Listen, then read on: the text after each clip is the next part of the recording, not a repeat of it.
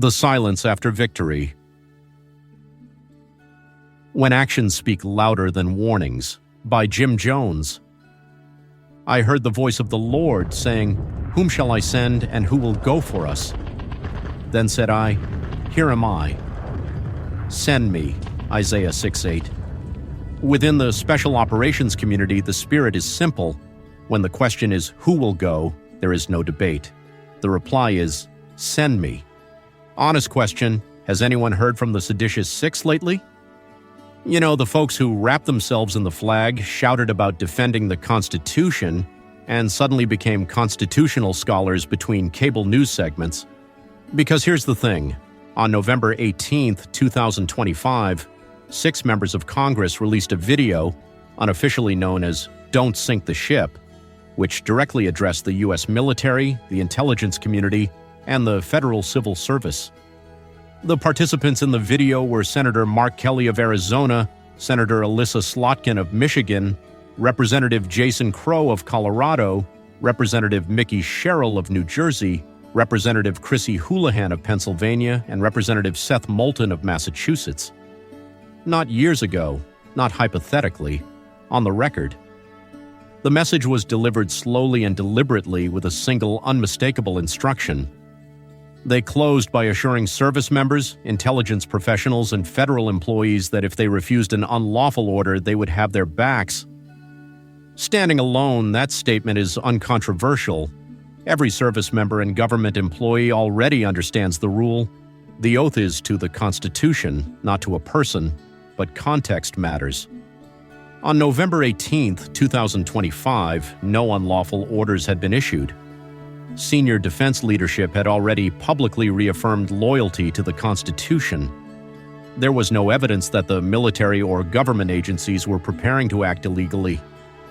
Yet 6 sitting members of Congress chose to issue a public warning to institutions sworn to neutrality and discipline, implying that the executive branch itself might soon require disobedience. That choice matters not because of what they said, but because of how and where they said it. They became known, not officially but memorably, as the Seditious Six. Flashback 36 years to 1989, the U.S. invaded Panama to remove Panamanian President Manuel Noriega. 23 Americans were killed. Combat operations lasted days.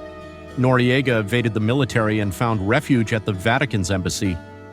Noriega hid for nearly 2 weeks before surrendering after the Army's psychological operations, PSYOPs units, blasted rock and roll music into the embassy. Now fast forward.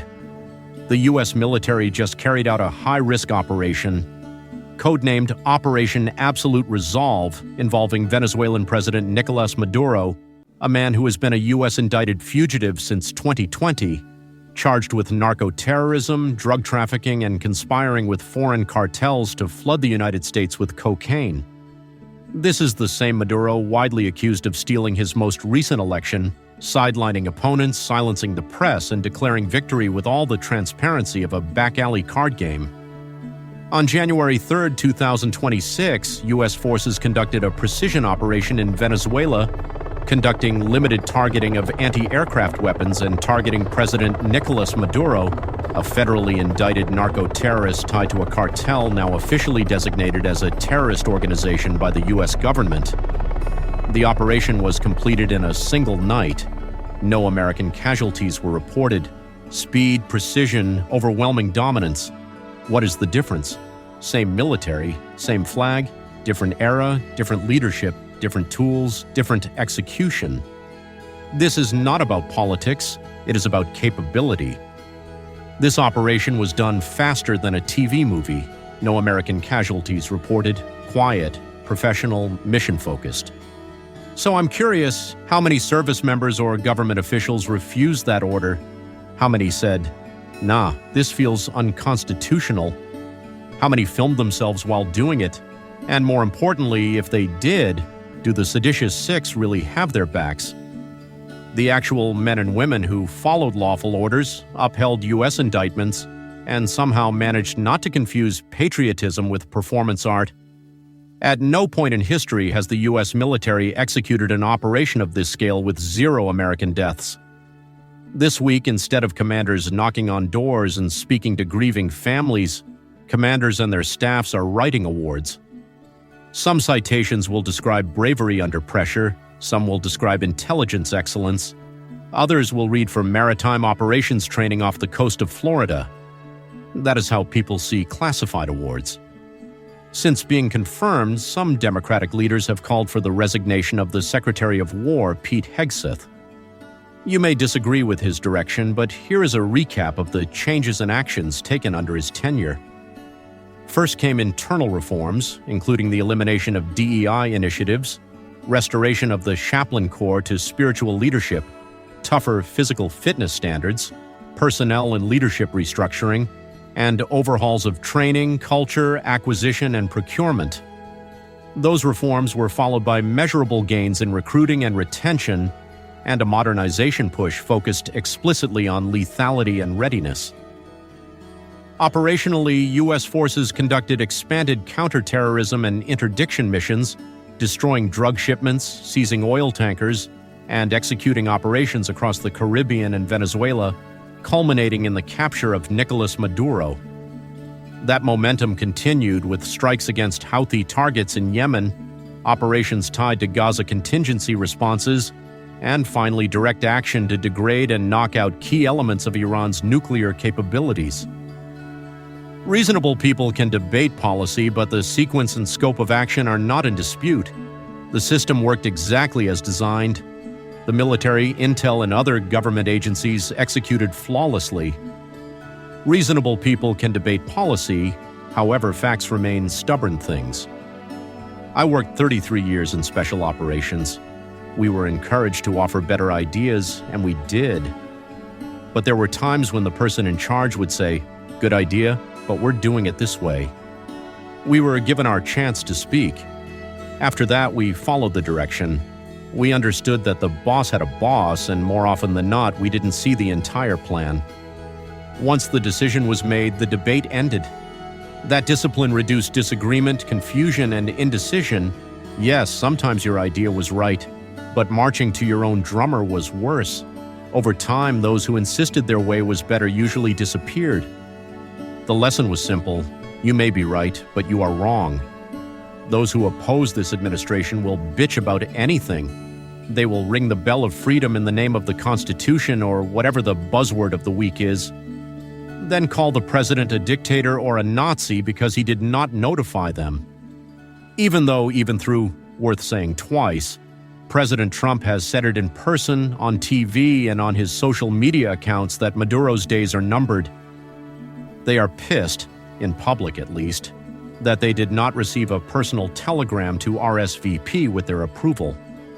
What America got was a clean surgical operation without a leak from an unnamed source. It seems that every administration has had leaks until recently. This is an excellent thing because talking out of school gets our folks killed. Senator Alyssa Slotkin, former CIA analyst, has argued that conducting military operations in Venezuela without explicit congressional authorization is illegal. Fun fact: Congress has not formally declared war or approved war powers in the classic declaration of war sense since World War II. The last such declarations came on June 4, 1942, against Bulgaria, Hungary, and Romania. Ever since World War II, presidents have learned that if they label these operations as law enforcement instead of war, Washington can avoid a formal declaration while still unleashing war-level force. The Trump administration insists it did not need to notify Congress about using U.S. forces to snatch a foreign head of state because it labeled it a law enforcement action.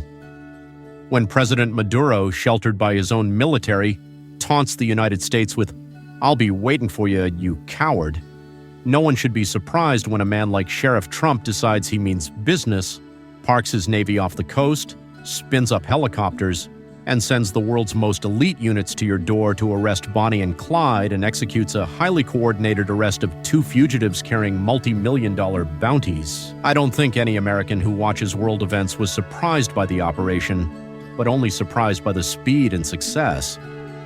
Bravo! At that point, we're apparently not waging war.